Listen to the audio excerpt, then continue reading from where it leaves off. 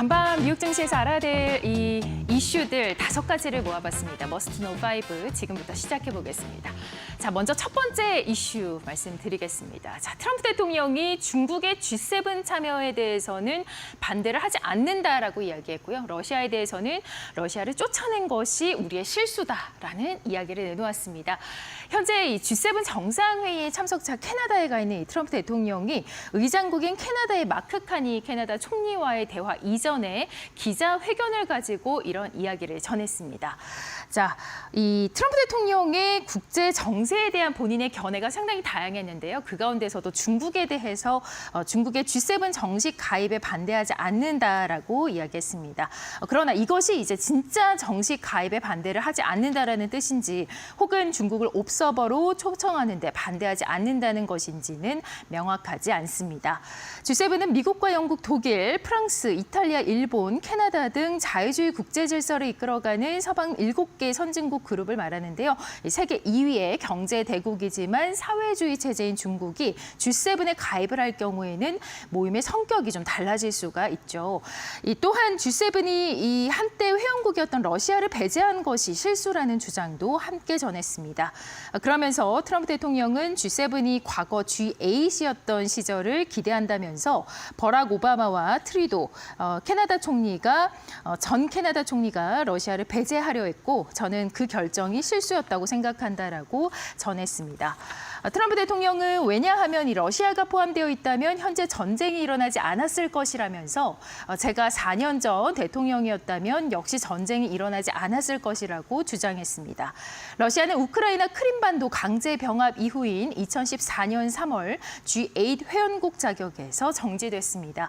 또 트럼프 대통령이 이 이스라엘과 이란의 무력 공방에 대해서는 이란이 이 전쟁에서 이기고 있지 않다고 말하겠다며 그들은 너무 늦기 전에 즉시 대화에 나서야 한다라고 촉구했습니다. 이 정상회의에서 EU 지도부가 이 트럼프 대통령이 벌이고 있는 미국의 무역 전쟁이 유럽의 국방비 증액 노력을 약화시키고 있다라면서 재고를 촉구했습니다. 안토니오 코스타 EU 정상회의 상임의장은 이날 캐나다 이 G7 이 정상회의가 열리는 장소의 기자회견에서 현재 EU와 미국 간 핵심 현안이 유럽의 방위비 증액이고 이 부분에 우리는 집중을 해야 한다라고 이야기했습니다.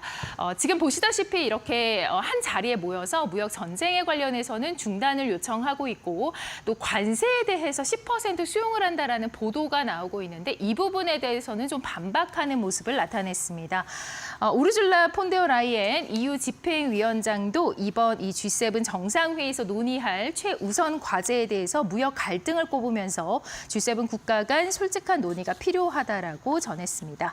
트럼프 대통령을 향해서는 동맹의 관세 공격을 멈추고 중국발 과잉 생산 등에 함께 대응하자는 메시지를 해석했습니다. 또한 집행위는 이날 이 미국의 일방적으로 유리한 기본관세 10%를 수용하는 쪽으로 방향을 틀었다는 언론 보도에 대해서는 축측성 보도라고 전했습니다. 즉각 부인하는 모습을 보였는데요. 그러면서 이 협상 중이며 어떠한 합의도 이루어지지 않았다라면서 이유는 처음부터 부당하고 불법적인 미국 관세를 거부해왔다라고 말했습니다.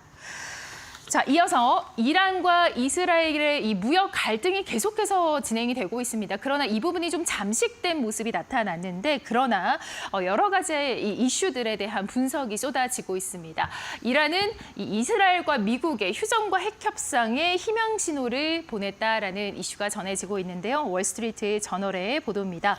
이스라엘과 무력 공방을 벌이고 있는 이란이 이 상호 중단과 또 서로에 대한 공격에 대한 중단과 협상 재개를 원한다는 신호를 제3국을 통해서 이스라엘과 미국에 다급히 보냈다라고 월스트리트 저널이 보도를 했는데요. 우선 이란은 미국이 이스라엘의 대이란 공격에 참여하지 않는 한 미국과의 핵협상 타입을 돌아오는데 열려있는 입장임을 아랍 국가 당국자들에게 밝혔다라고 보도하고 있습니다. 베냐민 네타냐후 이스라엘 총리가 대이란 공습이 이란 정권 교체라는 결과를 가져올 수 있다라고 경고했고요. 이란의 핵무기 개발 저지라는 명분을 앞세우면서 궁극적으로는 이란의 아야톨라 알리 하메네이 최고 지도자 정권을 무력화하려는 의도를 감추지 않은 것으로 보입니다. 또한 이 현지 시간 15일 도널드 트럼프 미국 대통령은 이스라엘과 이란이 협상을 할 때가 왔다라고 생각한다라고 정언하면서 양국 간의 무력 충돌을 막는 중재 역할을 사실상 포기한 게 아니냐라는 지적이 나오고 있습니다. 자, 테슬라가 이 완전 자율주행 관련해서 스쿨버스 충돌 테스트 영상을 공개를 했죠. 이 부분이 간밤에 주목을 좀 받았는데요. 어떤 영상들인지 함께 잠깐 살펴보면 좋겠습니다. 최근 테슬라의 완전 자율주행 모드가 스쿨버스를 무시하고 아이 크기 인형과 충돌하는 테스트 영상인데요. 지금 화면에 보시는 영상이 테슬라 사측에서 공개한 영상입니다. 자율주행에 대한 이 안전성이 이 사진과 영상을 통해서 보여지는 그림을 해석한 이 많은 사람들이 이 부분에 대한 우려를 내놓고 있습니다. 미국 텍사스 오스틴에서 열린 FSD 테스트에서 테슬라 모델 Y는 스쿨버스의 경고등과 정지 표지판을 무시하고 주행했으며 아이 크기의 마네킹을 8번이나 들이받았습니다.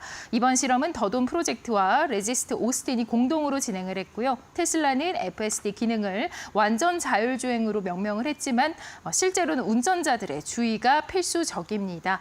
FSD 사용 시 운전자의 주의가 필요하며 경고를 무시했을 때는 심각한 사고로 이어질 수 있다라고 경고를 하고 있습니다.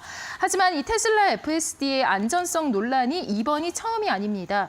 돈 프로젝트 설립자 댄 오다 우드는 이 과거 광고를 통해서 테슬라 FSD가 스쿨버스를 감지하지 못한다라고 경고를 한 바 있고요. 2024년 4월 워싱턴주에서는 FSD를 사용하던 모델 S가 오토바이와 충돌해서 사망 사고가 발생을 했습니다. 한편 테슬라는 오는 6월 22일 완전 자율주행 전기차 사이버캡 출시를 예고했지만 일론 머스크 테슬라 CEO는 안전 문제로 일정이 조정될 수 있다라고 전했습니다. 네, 코스피가 이 3,000선 탈환 기대감이 높아진 이 국내 증시에 중동 지정학적 리스크가 확산이 되고 있습니다. 변수로 급변하고 있는 이 중동 리스크와 관련해서 우리는 좀 주목을 해봐야 될 것 같고요. 그리고 이번 주 증시에는 FOMC와 또 G7 정상회의에 대한 관심이 두드러지고 있습니다. 지난주 코스피는 전주 대비해서 2.94% 오른 2,894.62로 마감을 했고요. 코스닥 같은 경우도 1.67% 오름세를 보였습니다. 유가증권 시장에서는 외국인이 2조 3천억 원 규모의 순매수를 했고요. 반면 개인과 기관은 각각 9,352억 원, 1조 3,651억 원을 순매도하는 모습을 보였습니다. 지난주 코스피는 2,900선 돌파 후 중동의 지정학적 리스크가 부각되면서 조정을 받았다라는 분석이 나오고 있고요. 이스라엘과 이란의 갈등이 전면적으로 확장되지 않는다면 시장에 미치는 영향은 제한적일 것이라고 진단했습니다. 다만 중동 사태가 장기화될 경우에는 추가 매물 출회 등 세계 증시에 큰 충격을 가할 수 있다는 잿빛 전망도 나오고 있습니다. 과거 중동 리스크는 단기 변동성 확대 요인이긴 했지만 미국 등 중재를 통해서 확전이 제한되며 매수 기회가 되기도 했다면서 미국과 이란의 6차 핵 협상을 앞두고 공습이 벌어진 점은 긴장감을 높이는 요소라고 지적했습니다.